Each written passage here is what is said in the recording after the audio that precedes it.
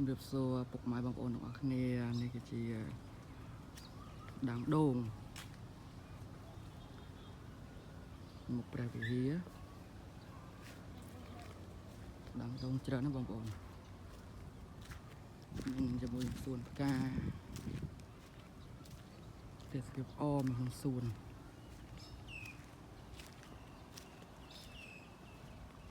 វាសិតដើមដូងបងប្អូនដើមដូងទឿ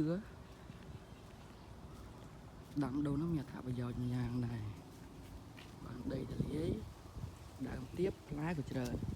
ឆាប់បានផល3ឆ្នាំ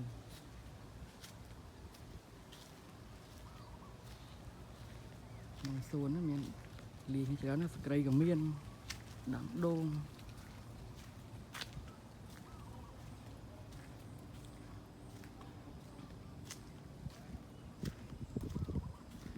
មានដើម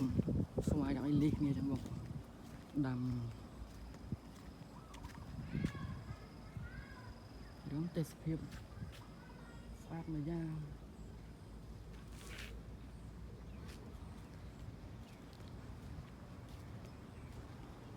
ឡាយតាមមាត់ស្រះក៏មានស្ដាំដូងបងប្អូន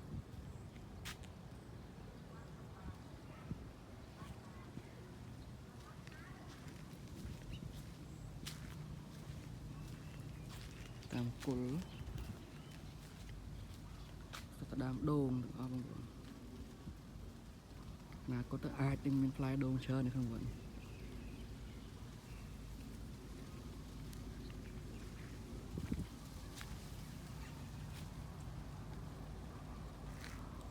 បងប្អូនបើពេញចិត្តនឹងវីដេអូបងប្អូនជួយចុចសញ្ញា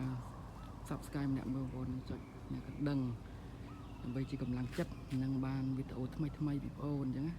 សូមអរគុណដែលបានទស្សនាវីដេអូបងប្អូន